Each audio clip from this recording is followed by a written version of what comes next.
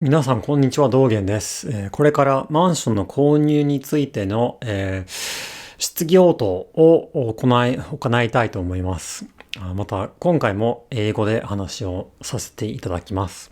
Okay, everyone, so I'm going to spend the next 45 minutes, maybe an hour or so, answering the questions that I got regarding how I bought my mansion in condominium in Japan.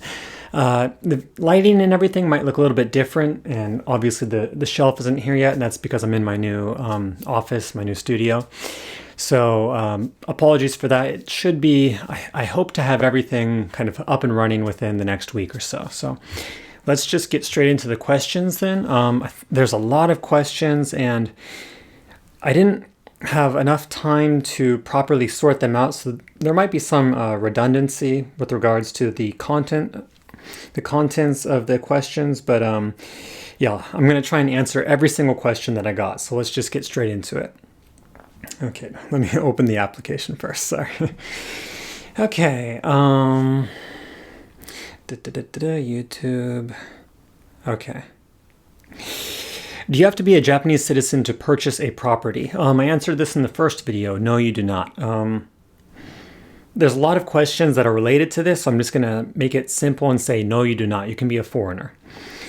And we'll see more detailed questions that are very related coming up. So, question, is it possible to ever own a home in Japan as a foreigner without being married to a Japanese national? My American partner and I have been together 9 years and want to go through this process ourselves in 4 or 5 years, but is it even a possibility for us? So this is a great question. If you're not married to a Japanese citizen, can you still buy property in Japan? And the answer is yes. I also answered this in the first video, but as long as you have permanent residency in Japan, and you can get permanent residency without being married to a Japanese national. It helps if you are married to a Japanese national, though. It helps make that process of getting permanent residency sooner, faster. But you don't have to be married to a Japanese national in order to get that. So once you get that, it usually takes about 10 years or so to get of living in Japan without any crimes and doing all your proper taxes and everything like that. Once you get that, basically the banks will treat you the exact same way that they would treat a normal Japanese citizen. So yes, even if your partner isn't a Japanese citizen, you've been together for 9 years, and you say you want to go through the process in 4 or 5 years. So I don't know how long you've been in Japan. It doesn't really matter how long you've been with your partner, but if you've been in Japan for about 10 years, you can apply for permanent residency, and if you get it, you can buy land or property or a house or a condo in Japan. So, okay, next question. You're married to a native. How did that affect the loan and buying process? How did that affect the loan and buying process for you versus if you were either unmarried or had a foreign spouse? So I kind of just answered this question, but if you do not have permanent residency, then being married to a Japanese citizen helps a lot. A lot of banks will look to see if you've been married to a Japanese citizen for more than 3 years. They use that as a kind of a yardstick to see if it looks like, you've got you've got a good situation, stable situation in Japan, and, you're probably not going to get a divorce and things are going well. So if I hadn't been married to a Japanese citizen, I probably would have needed to apply for permanent residency, as I just talked about, and it probably would have taken me about a year to get that if I wasn't married to a Japanese citizen. And that's, again, because I've been in Japan for about 9 years at this point. So being married to a Japanese citizen definitely helped. Okay, let's keep going. Can you speak to the credit system, if there is one, down payment, and any other details that would be relevant? I come from America as well, so any contrast you can provide would be extremely helpful. I live in Tokyo now with my Japanese fiance, and we are looking to move to somewhere rural to raise a family.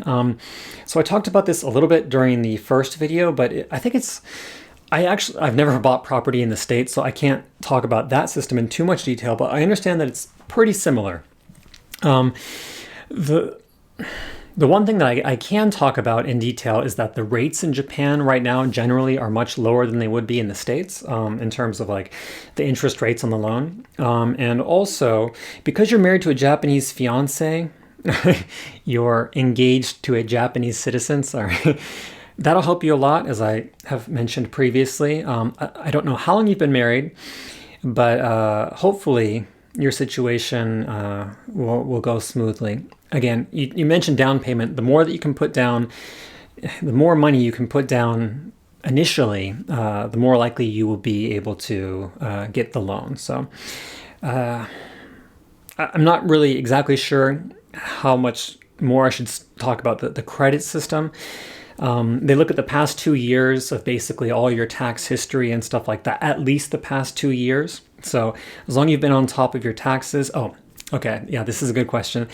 And as long as you don't have any outstanding debt, like major debt. So for example, my wife had a student loan that she's still paying off. Well, I'm helping her pay it off right now. But we've already paid off our car. So our family, the only debt that we have is paying off my wife's, I don't know, 15, 20, 30, I think 20-year student loans. But right before we applied for the loan, we paid off like a third of that. It was just kind of a coincidence that we wanted to pay off a good chunk of that. But they did ask me explicitly, do you have any debts that you need to pay off right now? And I basically said, I do not. My wife is still paying off her student debts. But if I had been paying off a car and maybe some other big purchases as well, I probably wouldn't have been able to get the loan. So there you go. Okay, let's go on to the next question. Would be very interesting to hear about the process, though I can't think of a specific question other than price range in the rural areas and loan requirements for foreigners who are not married to Japanese citizens. Okay, so I've talked about this already. I guess I'll just talk about the price range. The mansion that I have, the condominium that I have right now in Beppu, Japan, which is rural Japan, is probably at more, let's say, it would cost at least twice as much as it does as I bought it for if it was in eastern Japan, probably from Kanagawa to like Chiba. So like I know some people living in Chiba, which is outside of Tokyo. It's like an hour from Tokyo by train, maybe 45 minutes or so. And even there, this place would be like probably twice as much. And if it was in the middle of Tokyo, it would probably be like 2.5 times as much, if not more. So unless you're dead set on living in one of the major metropolis cities like, Yokohama or Tokyo or Osaka or whatever it might be, I highly recommend buying outside in the rural areas. And that's because your money will go a lot further. You'll be able to, your money will work more for you. So hope I answered that. Again, there's a little bit of redundancy in these questions, and that's because I didn't have time to properly sort them out, but going through as quickly as I can. Okay, so I'm curious about buying property in regards to citizenship / visas. Is that still something that you must renew? Is it possible for a foreigner to register as a permanent resident citizen? Okay, so yes, foreigners can get a permanent residency, and I've talked about this before. I'm currently on a visa it's like a spousal visa, so my visa status says married to a Japanese national. And that visa has different renewal periods. So the first time that you get that visa, it's like for the first 3 years, you have to renew it once every year. But after you've done that for 3 years, you can renew it and the next time, the period will be 3 years. So I'm currently on about halfway through that 3-year renewal. And after that finishes, I'll probably just apply for permanent residency because I could reapply for that spousal visa again, probably get like a 5-year, but based on my situation, I could probably get permanent residency at this point if I applied for it pretty easily. I've got kids here. My wife's Japanese. I work. So I'll probably just apply for that. So it's possible to get permanent residency, and I still have to renew my visa, but I won't as soon as I get permanent residency. Okay. Let's see. How are we doing on time? Okay, 10 minutes. Did you have to go through maybe several real estate agents, or could you search on your own? Did you like how the real estate agents treated you? Yes, so the real estate agents treated me very, very well.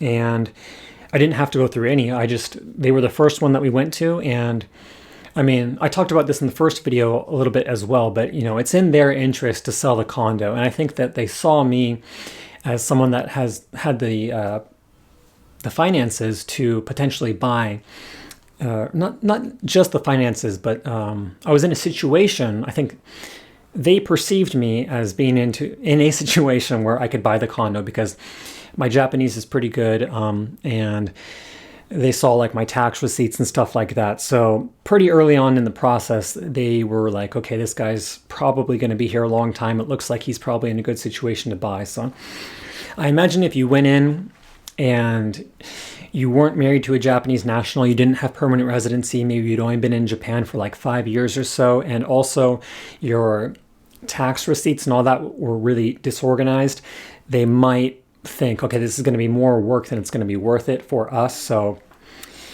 yeah, they treated me very well. But I think a large part of that is because of the specifics of my personal situation. So good to keep in mind. Okay, let's keep going. Kind of related question. I've heard all kinds of terrible stories like Japanese renters and sellers. Not one seem to deal with foreigners. Okay, so this is a good question. I don't really know how to cover this. I live in Beppu, Japan, and Beppu, Japan actually has the highest rate, no one knows this, but it actually has the highest ratio of foreigners to Japanese citizens, and that's because it's a relatively small town, about 100,000 people, 120,000 people, but there is a international university here where half of the students come from overseas, and it's also a tourist destination, and people come into Beppu all the time to see, the hot springs and stuff like that. And a bunch of the graduates from the international university decide to stay in the area. The university is called APU. So people in Beppu are used to dealing with foreigners, and I think it's the same way in general in like Tokyo or Yokohama. So I've personally never dealt with any sort of discrimination or anything like that anywhere in Japan. But I've also been in places where people are relatively familiar.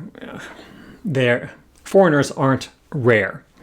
So I think that if you're in Tokyo or Osaka or maybe one of these major cities, again, Sendai, Fukuoka, Osaka, Kobe, then probably it won't be an issue. But if you're in a smaller city about the same size as Beppu, but it's not like a tourist town or it doesn't have an international university or something. Oh, sorry, the bell's ringing. I'll be right back. So the NHK guy literally came here. He's on his way up right now as I'm filming this video. So I'm going to take care of him real quick, and then I'm going to come back and finish recording. Okay. Yeah, so I've never dealt with any kind of discrimination when it comes to either living in an apartment or, in this case, buying land, a condominium in Japan. So I've never dealt with that. If you're in a major city, it's probably not a big deal. But if you're kind of out in the inaka, in a place where there's not a lot of foreigners, and if your Japanese is not very good, then it could be an issue. And I don't think it has anything to do with racism. I think it has everything to do with the company seeing it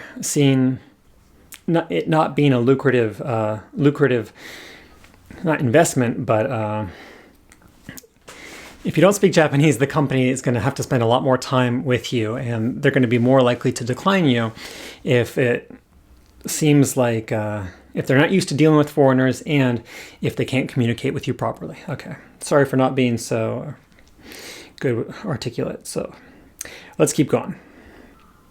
So surface area of the old place and the new place. They're both between, okay, I gotta talk about this. I was going to take a video tour of my old place, my old apartment, but I ran out of time. because the moving process is taking far longer than I originally expected. So unfortunately, I'm not going to be able to make that video. I really apologize for that. I know that some of you guys wanted it, but it just don't quite have enough time. But the surface area for my old apartment and this place are actually quite similar. But this place I think is going to be significantly better because that space is just more well organized. Like my old place, there was 2 really large bedrooms that were both bigger than the master bedroom that I showed in the tour video of this place. So one of those was my studio, but it was actually so large that it was difficult to use because the sound was all over the place. There was a lot of reverb and echo. So, and not a lot of places for organization to put things. So although the surface area itself is quite similar in this place and the old place, I much prefer this place just because of the layout, the way things are organized. So, okay, let's keep going. Sorry if I'm rambling. I'm kind of under pressure now because I lost like 5 minutes there. So I also had a lot of coffee. Okay, I'm going to stop going on tangent. Okay, is your immigration status therefore stable? Yes, because I'm married to a Japanese citizen. And I've been married for more than 3 years. So the banks and the government essentially, from what I know, the government as well essentially sees that as, okay, this guy's probably going to be in Japan for a long time. So yes, I am in a stable situation. Okay, let's keep going. Did it make a difference that you were on a spousal visa rather than a visa from your employer? This is an interesting question. How should I answer this? This is quite complicated. I think that it did make a difference to a certain degree. And what I mean by that is that I make more money off of YouTube than I do at my work. So when I say that it made a difference because I was on a spousal visa, I probably could have gotten away with, a normal working visa as well. Maybe it didn't make it very much of a difference. What I'm trying to say is that, I'm going to answer this in another question later, but I wouldn't have been able to buy this place if I was just working at a normal company, if I only had my normal job in Japan. So having the spousal visa helped in my case because of the Japanese government, the banks see that 3 years, they see stability. But also, my work visa was only good for 5 years anyways. So yeah, I think that in my situation, because I have additional income outside of my normal work and because I'm married to a Japanese citizen, in my particular instance, my particular case, it did help. Sorry, I am so bad with articulating my thoughts. Okay, let's keep going though. Please talk about what you looked for when searching for a house to buy. You know how you look for different things when buying a house instead of renting, stuff like infrastructure, build quality, etc. I'm curious about how they change in Japan. So this is a good question. One of the things that we looked for was, I talked about this in the previous video, but the view. I was really interested in buying a place that had a nice view. We wanted a place that has 4 rooms. So we've got the master bedroom, my office, and then there's the storage room and also the final bedroom. But we're probably going to renovate in like 10 or 15 years once our twins are a little bit older and change the storage room into another bedroom. So, and then move some stuff that we don't need like into storage somewhere because they're twins and once they get to 13, 14, 15, they're probably going to want their own space. So we wanted 4 bedrooms, we wanted a good view, and we wanted a relatively new place as well. And also we wanted a dishwasher. That was big for us. Okay, so I'll just leave that question there. Because this place is new, the structural integrity of the earthquake stability of the place is very, very good. So that was pretty, important for us too. But basically all places in Japan that are less than like 5 years old are going to be absolutely no problem in any sort of earthquake. So good to know. Okay, because it's an inaka, so rural house, did you consider buying one of those Akiya? これなんて読むんだっけ？ちょっと待って。Akiya. Okay, yeah, Akiya. Akiya. Yeah, so did you consider buying one of those old kind of abandoned houses? You might have been able to dodge the 35-year loan, but invest a lot of time and energy into renovation instead. So I wasn't interested in buying an Akiya or like old house that we would have had to renovate, even if it was cheaper. And that's because one, the structural integrity of the place, as I just mentioned.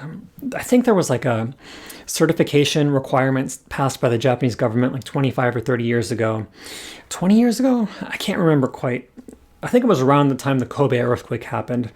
I think they passed like this new law that made sure that everything was okay during a major earthquake. So I wouldn't want to deal with anything that's more than like 25, 20 years old, just because that, and also because a lot of these old places, even if you can get like a really good price, the renovation, as you mentioned, with the time and effort that you would have to spend on the renovation, it's not worth it for me. Might be for someone else, but not for me. I just want a place that I can move into and start working immediately. So in my situation, no, I did not consider an Akiya. Okay, a 35-year loan, is that normal? Yes, it is. So I talked about this a little bit in the previous video as well, but the kind of standard loan in Japan is the 35-year flat loan, as they call it. So yes, it is normal. And the interest rates in general, as I talked about earlier, are just much lower than they are in the States. So I'm paying, I think it was 0.85% interest right now. It's a floating loan, so that might change a little bit. Might change a lot, like in a considerable amount of time. But one of the interesting things, I should mention this. Okay, so as a foreigner in Japan that doesn't have permanent residency, the banks don't treat me the exact same way as a normal Japanese citizen. So you can actually get an even lower rate if you do have permanent residency or if you are a Japanese citizen. So I'm getting 0.85% right now, but I could probably get 0.65% or 0.6% if I had permanent residence. But you can refinance once you have permanent residency. So because the rate is so low right now, I don't need to rush to refinance. Refinancing is when you finish paying off your initial loan by taking out a loan at another bank. So in 3 or 4 years or 2 years or however long it takes, once I get permanent residency, I'm going to refinance, take out a new loan and pay off my old loan that has a higher interest rate than what I'm doing right now. So that's a good thing to be aware of. You can get a lower rate if you have permanent residency or if you're a Japanese citizen. So it's not a big deal for me right now because we just started and the rate is low to begin with, but it's a long process. So I want to be spending as little money as possible in the long run by getting as low of an interest rate as possible. So I am going to refinance, and yes, a 35-year loan is normal. Okay. So this person says, it's Japanese. 例えば外国人として、日本で仕事をしてマンションを買えますか? So the question is it reasonable as a foreigner in Japan to, I think what they're trying to say is to work a normal Japanese job. If you work at a normal Japanese company, is it possible to get a nice condominium in Japan? And I think that this is actually a really good question. And the reason for that is because I think the answer to this question is no. So I talked about this a little bit earlier, but the reason that I was able to get the loan for this place is because I work 2 jobs. So, and I make significantly more money on my online endeavors than I do at my normal Japanese job. So I'm going to spend a little bit of time talking about this. I think most foreigners between the ages of 20 and 30, maybe 35, don't make a lot of money in Japan. And I think that the reason for this, I'll probably make a separate video out of this, and I'll talk about this later, but the main reason for this is because the demand for foreigners currently in Japan is quite low. So in terms of work, outside of like English teaching jobs, so and like translation jobs and stuff like that, but those aren't that well paying to begin with. So I think most people, the way that the wage system, the salary system is set up in Japan is it's typically the older you are and the longer you've been at a normal company, the more money you're going to make. So someone in their 20s is probably going to get about $2,000 USD a month. I would say that's average. And someone in their 30s probably between $3,000 and $4,000. Someone in their 40s probably between $4,000 and $5,000. So it's less about the skill set that you have and more about your age. And this is just kind of artifact isn't the right term, but it's a characteristic of the working system in Japan. So most people my age, including Japanese people, wouldn't be able to buy a condominium like this unless they were, like me, working multiple jobs and had multiple sources of income. So I work very diligently on both, my online endeavors and at my normal job, and that's how I was able to get this place. But I think that in most cases, outside of a few rare circumstances, like if you're working at maybe like Google Japan, or maybe if you have like your own unique business in Japan, you're like an entrepreneur and you've done very well for yourself. I think most normal jobs in Japan wouldn't be able to buy a condominium at this stage in their life. And if they were, it'd probably need to be significantly cheaper. So unless they're working multiple jobs and they have multiple sources of income. So yeah, and I'm going to spend probably, like I said earlier, another video talking about this topic because I think it's very interesting and I think it's worth discussing at length. But that's all I'll say for now. So, okay, we'll keep going. So principal, interest, taxes, insurance. In America, I can deduct the interest and taxes from my individual tax return each year, not the principal though, nor the insurance, which is an additional monthly payment because I put less than 20% down. Okay. So this is a quite complicated question, and I think that I've answered most of what this person is asking in separate questions. So I'm just going to touch on a couple little things. So with insurance, I'm paying kind of like a single holistic package of insurance where it covers like in case there's like water damage or in case there's wind damage or in case there's an earthquake or like tsunami or anything like that. I think it was about $1,000 for like 12 years, 11 years, 12 years, I think. So it's quite cheap. But I can't deduct that or anything like that. The only major thing that you can do in terms of like making a deduction on what you pay in your taxes, and I talked about this in the previous video, but is you can take 1% of the amount remaining on your mortgage, and you can deduct that from the amount of money that you owe to the Japanese government at the end of the year. So I talked about that in the previous video. If you're interested in learning more, I would encourage anyone to go watch that previous video. I think I talked about it in the later half. Okay, so let's keep going. How far are we doing on time? 35 minutes, and it's about 3. Okay, I gotta keep going. Okay, this may be too specific or of a question for you to comfortably answer, but I've heard that it is very difficult, if not impossible, to transfer money between bank accounts based in America and bank accounts based in Japan. As an American who will be moving to Japan in a few years, I know I will need to open a bank account in Japanese to receive money that I earn in Japan, as well as pay Japanese bills, many apartments and utility bills like you have to pay each month automatically. So you have to have a Japanese bank account to pay like rent and utilities. I also run my own business online, and all that money is always in US dollars and goes to my US bank account. Have you had any issues transferring money between American-based accounts and Japanese accounts, vice versa? I was very excited to hear that I wouldn't have to pay American taxes if I made less than $100,000 a year. Okay, so I'm going to try and answer all of this question quite simply. I think if you can, try and use PayPal. And so that's what I currently do. So the money that I make online right now, my Google AdSense money that I make off of YouTube, which is pretty negligible, it's like $150 a month, that just goes directly into my Japanese bank account. And that's really easy to configure. Anyone can do that. But like the money that I make on Patreon, that goes into my PayPal account, and PayPal charges, I think, like $20 to receive that money from Patreon.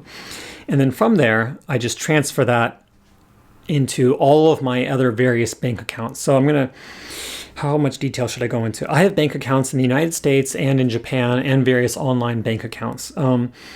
And I usually take about half of the money that I make on PayPal and use that to, I transfer that into my various Japanese bank accounts. So like my bank account, my wife's bank account, and stuff like that. And then I've got savings accounts in the States for like investments and stuff like that in the future. Because, I have kids and I got to prepare for like their college and stuff like that. So I think PayPal is a pretty good option if you can use it. And you can, even though you can only take, I think it's like $10,000 US is I think it's the maximum you can make a single transfer. So, but $10,000 is for most people going to be enough unless you're buying a house and you need to put like $50,000 down or something like that. So I'm not sure if I'm answering this properly, but I think PayPal is a good option because they don't charge any money to move money from your PayPal account to a bank account in Japan, for example. So, and you can still benefit from the current exchange rate, which is quite good. So, though it's not, how should I explain this?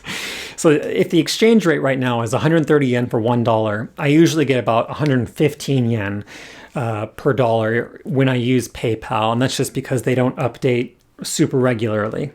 That's my understanding anyway. So, okay, got to keep moving because there's still a lot of questions left. But I hope that helped a little bit. PayPal if you can. Do you mind me asking what prefecture you live in? Yes, I live in Beppu City, which is in Oita Prefecture, which is in the Kyushu Island. So southwest the last of the southwest island of the four main islands of Japan. So let's keep going. Since Japan has a lot of seismic activity, so because there are a lot of earthquakes and can often lead to tsunami, did you consider it when choosing a place near the ocean? So this wasn't an issue for us, even though Beppu is a coastal city, or it's like a harbor town, or whatever you call it. And that's because it also has mountains, and we're relatively high up on the mountain. So unless it was like a 100-meter tsunami, then it wouldn't be an issue for us. And I don't think that's going to happen anytime soon, I hope. So wasn't an issue for us, but if you're going to live right next to the ocean, you would need to think about that. Yeah, and I think even if it was a brand new place, I wouldn't want to live in like the first, second, or third floor. Maybe even the fourth floor. I think fifth floor and above if I was living directly next to the ocean. And it would have to be a new place just because of that structural integrity again. Okay. What are the prerequisites for you to gain the ability to buy property in Japan as a foreigner? Do you need to be a national, have lived there for a certain amount of time, or have permanent employment? So I've talked about basically all of this before. The only thing that I haven't talked about in detail is permanent employment. So you do not need to have permanent employment. So I do not have permanent employment right now. My contract with my normal job is for 5 years. And the bank knew that, but they saw that I was making I had an additional stream of income outside of my normal work. So I think that was enough for them. But based on like a normal Japanese salary, if you didn't have any additional income, I think they would definitely want that stability to be there, because if you didn't have that stability just based on the standard average salary, it would be difficult to, well, again, it depends on the price bracket that you intend on, the price of the mansion, the condo. But permanent employment would help, I think, in all circumstances, but it's not necessary. Okay, so I think that answer that question. Would help, not necessary. If you have an additional streams of income, that'll help as well. One of my questions, is there a difference between getting a loan as a foreigner to a Japanese citizen? What additional paperwork did you have to fill out? Okay, so in terms of additional paperwork, I just had to fill out a couple forms that were kind of like, you need someone, in my case, it was my wife that became my guarantor.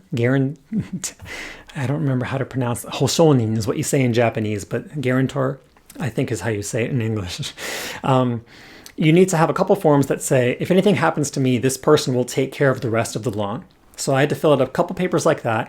And also because I'm an American citizen and the US government is very strict about people owning like foreign assets and stuff like that, I had to fill out a couple forms with like my social security number as well. But it was just a couple like standard things, like, write your name, address, phone number, social security number, and that was about it. So not a big deal, like 3 or 4 additional papers.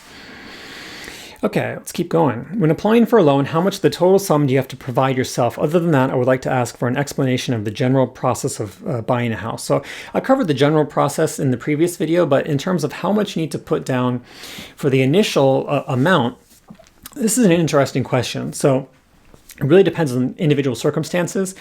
But for someone that has a stable job in Japan, and maybe let's say someone in their 40s, so they're making a good amount of money, and they're in a stable situation, a bank will treat someone in that specific situation, they'll think that that's probably completely fine.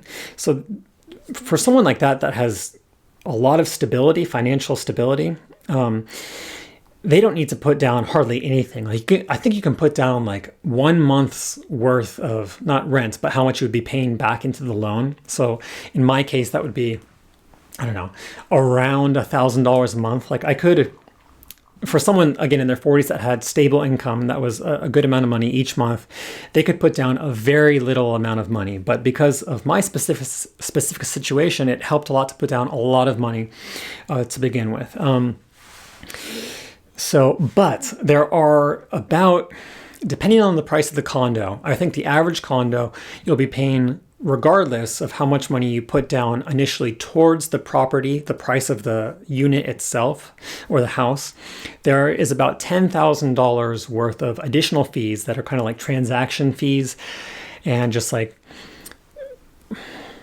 you have to pay for this fee for a lawyer to like create this form that makes the property in your name and stuff like that. So outside of any money that you're going to be putting down towards the property, I would say basically in any situation where you're buying in Japan, you're going to need an additional $10,000. So you don't need to put a lot down for the initial property, but you're going to need to put down around at least $10,000 no matter what. So that's a good thing to be aware of. Okay, let's keep going.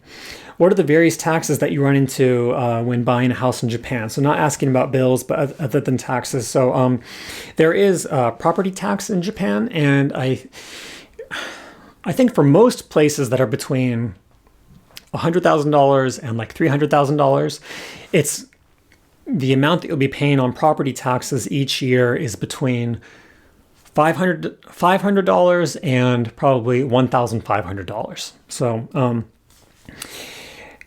additional taxes, I don't believe there are any additional taxes that are related to owning a property in Japan, except, just that one that I just mentioned. So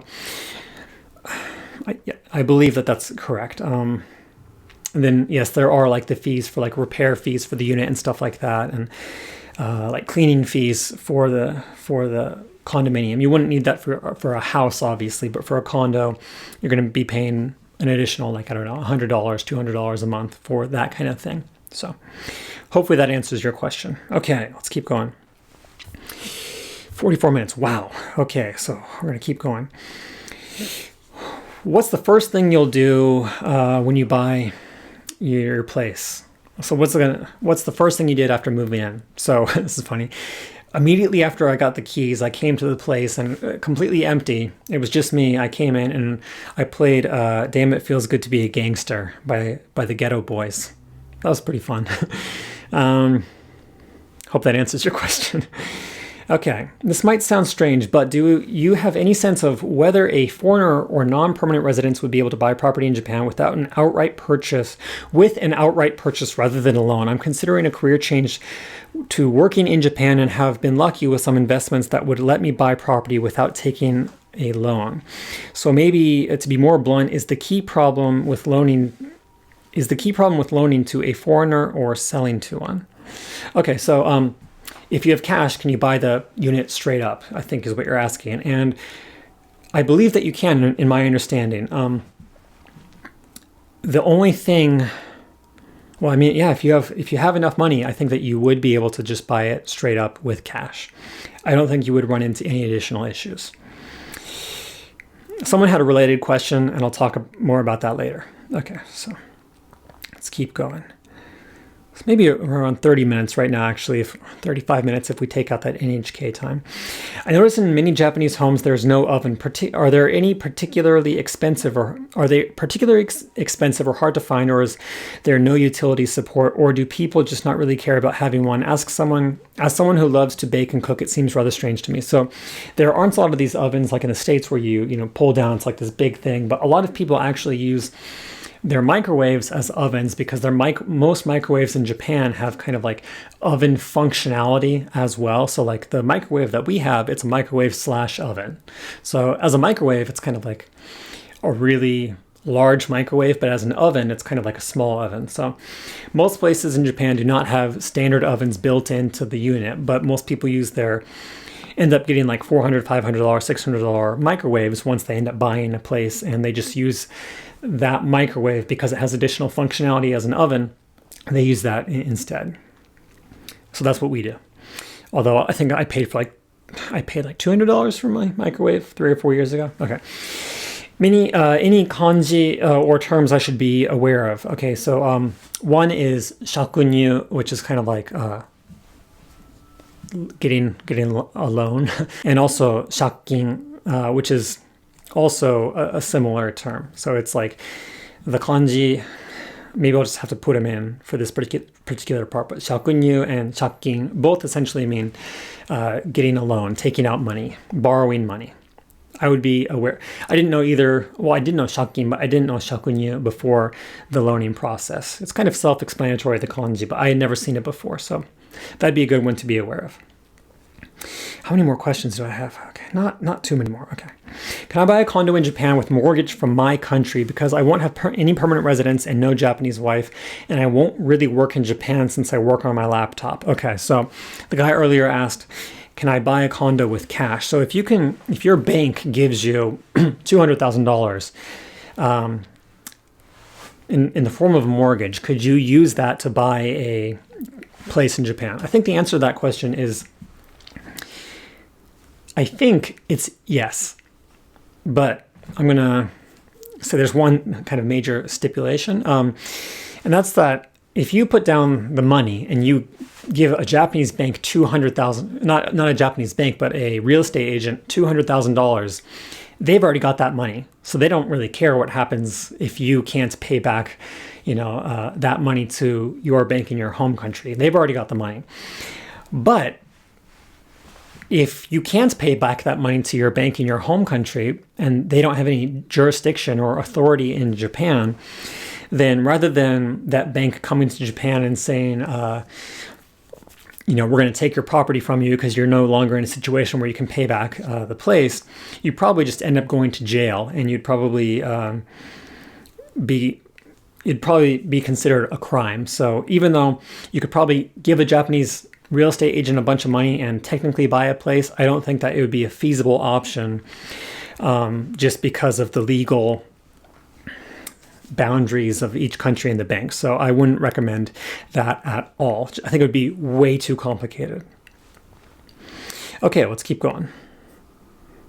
If you don't mind me asking, what kind of work do you do that allows you to live outside of a city? I'm looking to go to school in Tokyo in the near future, and while I love Tokyo, I think I would enjoy living outside of the city. That said, I worry how hard it will be to find work outside of the city, particularly in rural areas. So I'm going to make a separate video about this, probably like a working in Japan video style like this, where I just talk about working in Japan for like an hour or so. But I do this. I do a lot of online stuff. I teach Japanese on Patreon. I do the comedic videos on YouTube.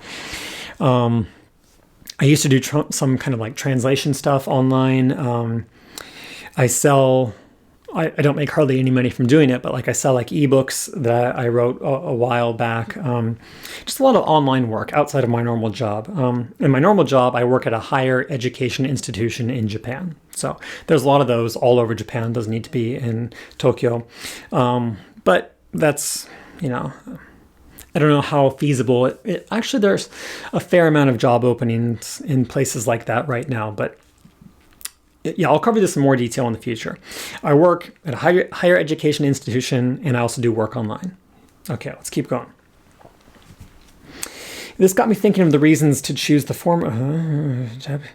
I was told by Japanese people that you can save on property tax with a condo, and of course you can have some benefits like a centralized garbage system and centralized security system. So the main question, however, is, maybe that got cut off somewhere, is how many years are you entitled to the ownership of the condo before the management of the condo can legally ask residents to leave so they can bring down the entire building and build a new one in its place? So especially seeing how Japan is construction happy. Okay, so I can't remember the exact number, and I might be getting this completely wrong by like 20 years, but I think it was like 45 years is how long is the average time that a condominium exists in Japan before it's taken down. And so I think by the end of 45 years, we'll probably be in a different place anyways, because I'll be like 70 something, and my kids will be 45, 46, 47, so they'll be living on their own and stuff like that. So I think it's around 40 years, 45 years. We'll be gone after that anyways. If I have a business visa, will that help with bank like it was with your marriage? Okay, so I think I basically answered this earlier. It doesn't really matter what the visa is. You just need to be stable. So whether that's stability through marriage and additional income, or if it's stability through your job that has, stable income, stable employment for the foreseeable future. Visa shouldn't really matter as long as you have stability. Okay, do you have to pay around the same amount of money for credit each month as you would pay for rent? So I think what you're asking is, how much more money are you paying? Are you asking this? Okay, so in my previous place, I was paying about $750 a month to rent. And now we're paying, again, I can't give away specifics, but let's just say around $1,000 a month. And that includes everything related to the condominium. So that includes the interest, that includes the principal, that includes the fees, the various fees for like the garbage cleaning services and stuff like that, and the repair fees, cleaning fees, stuff like that. So hopefully that answers your question. Around $1,000. I won't really get into too much more detail, just because personal finances. Can you talk about insurance? So I talked about this earlier, about $1,100 to $200 for either 11 or 12, or it might have been 10 years for kind of a general insurance package for this place.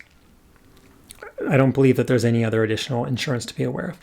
Can you talk about ways to live in Japan permanently other than marrying a Japanese national? I don't know, maybe getting sponsored by a company that you've been working for. So I'll probably talk about this in a separate video as well. But yes, if you don't get married to a Japanese citizen, as long as you've been working consistently in Japan for about 10 years, and you've been sponsored by various companies or a single company for that 10-year period, you can apply for permanent residency, and you should be able to get it. And at that point, you can stop working and still live in Japan once you get permanent residency, because you'll have permanent residency. So you won't need to have a company backing you up. But obviously, if you stop working and you stop paying your taxes, there's going to be negative ramifications for that. Okay. How bad are the climate and insects in Japan? I've heard that there are wasps the size of a fist that kill 50 people a year. Yeah, there are massive, huge wasps in Japan. It's not really a big issue, though. I mean, you see them pretty often, actually. But one of the cool things about having a condo is that I think once you're above like the 6th, 7th, or 8th floor, most of those bigger insects, you just don't see them. So let's keep going. Do you think your place of employment also has an influence on the loan process? Yes. So the place that I work at is,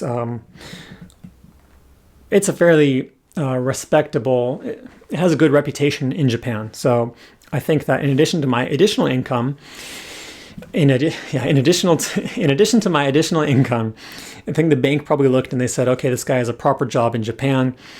Okay, he's probably at least semi-competent. So yes, I do think that my place of employment had a positive impact on the getting a loan in Japan.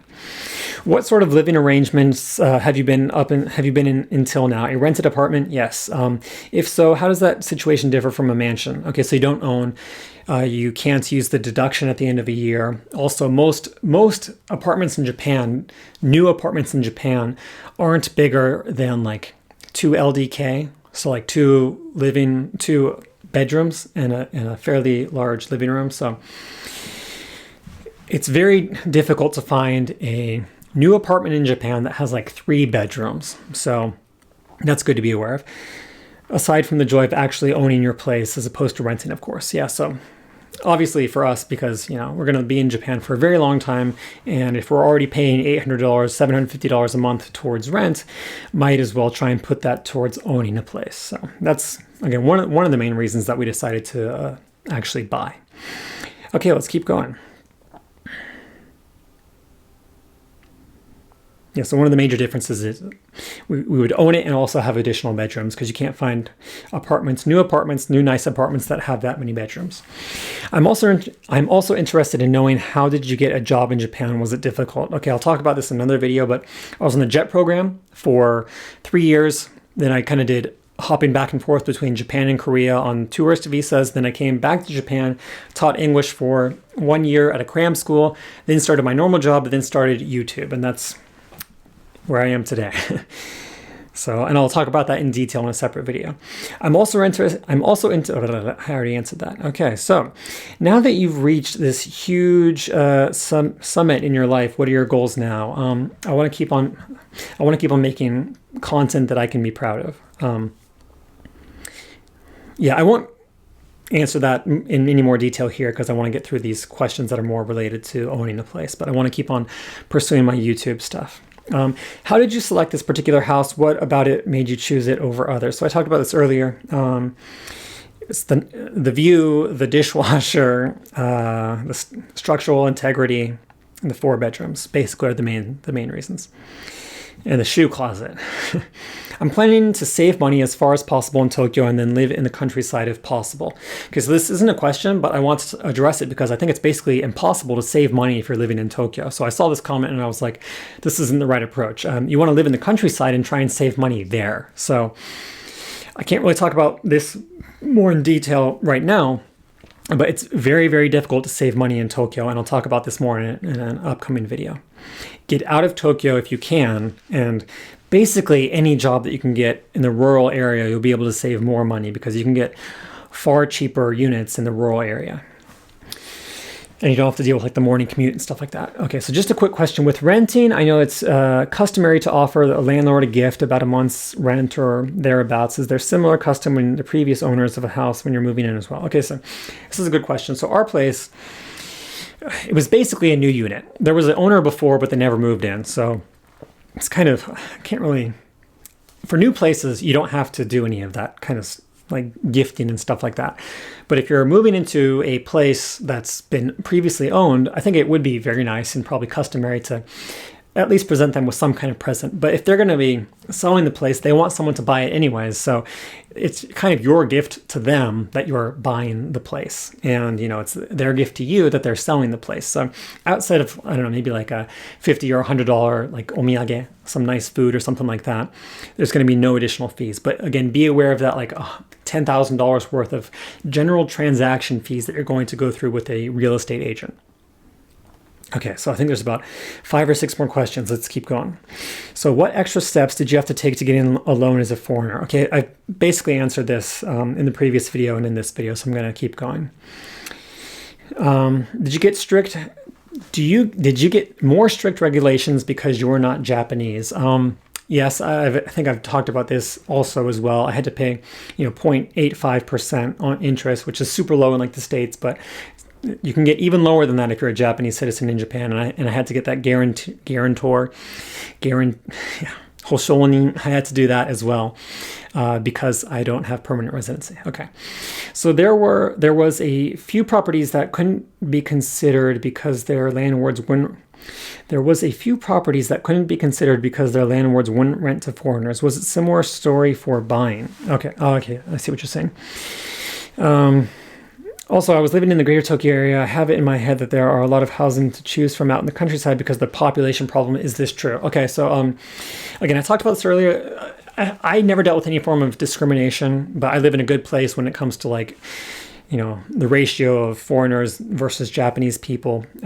Again, all major cities, Tokyo, Nagoya, Osaka, Fukuoka, Sendai, Sapporo, I think you won't have any issues as long as you have good Japanese. And then with regards to this, like having a bunch of houses outside of Tokyo, I talked about this earlier with the Akiya, like the abandoned houses, like a bunch of old people trying to sell their houses now that their kids have moved out and they just want like a small apartment and stuff like that. I was never really interested in buying like an old place that's like 20 or 30 years old. And again, because of like earthquakes and stuff like that. And I much prefer having a smaller place that has modern anonymity.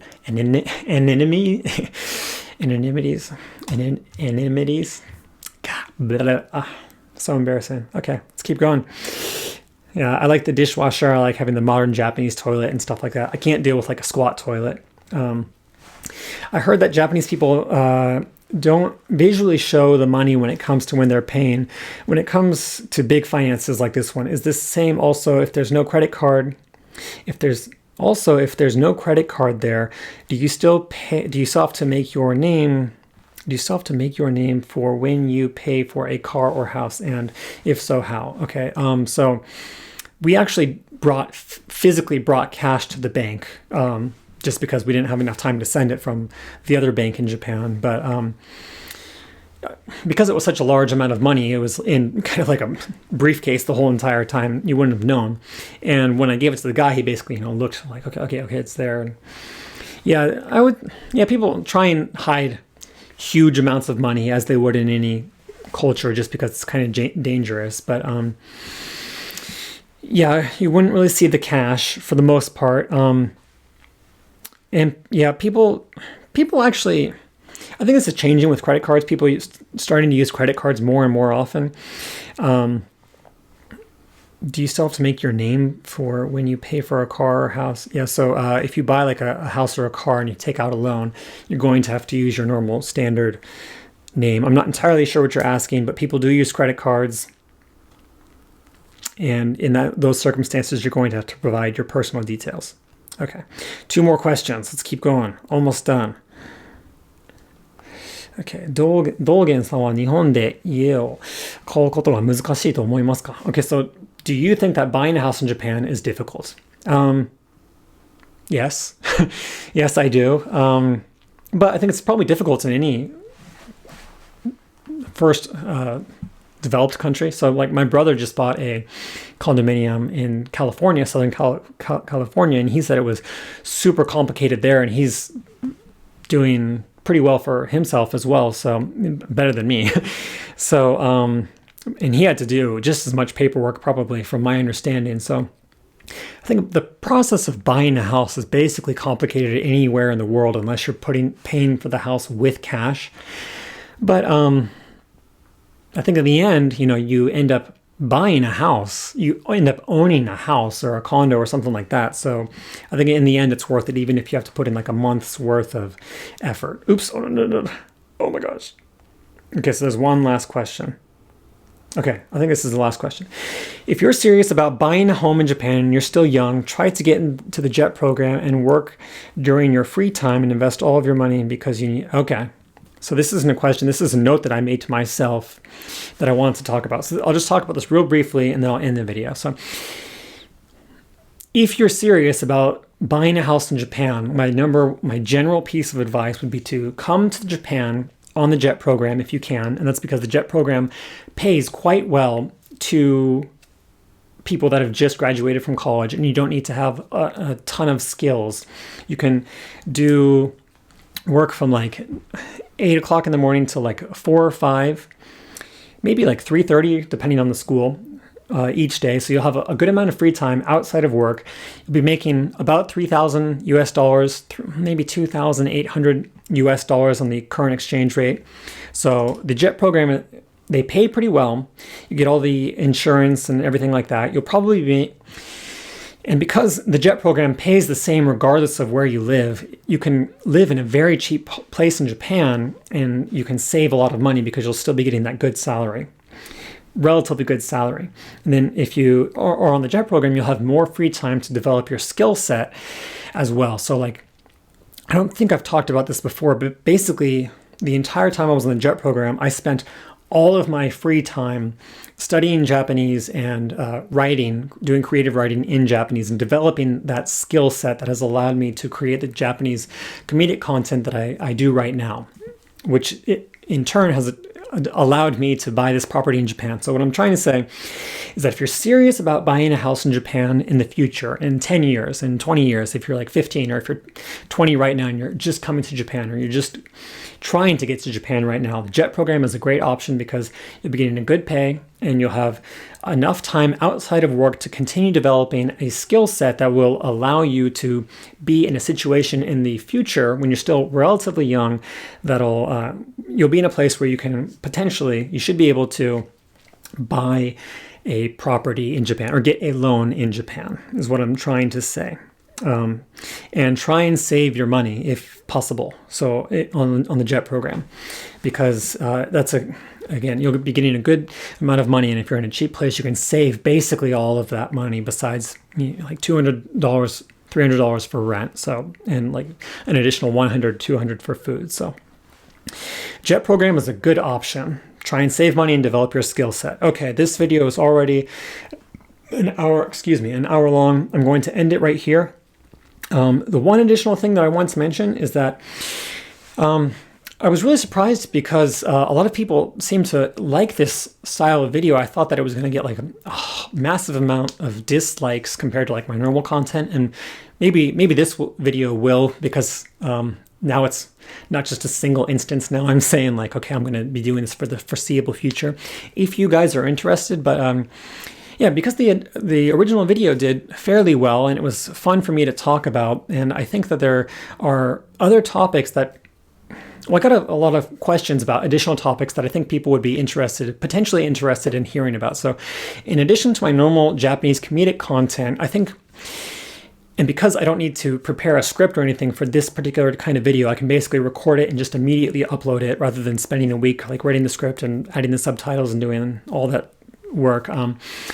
I'm going to start a separate series like this, maybe like kind of like podcast style, where it's me talking about general life in Japan, how to save money, good things to be aware of if you're living in like the city or if you're living outside the city. Yeah, just general life in Japan by Dogen, kind of 1 hour long videos once a week, once every 10 days or so. So if you guys think that would be a good, if you're interested in me doing something like that, I think I'm going to do like 1 or 2 additional videos regardless.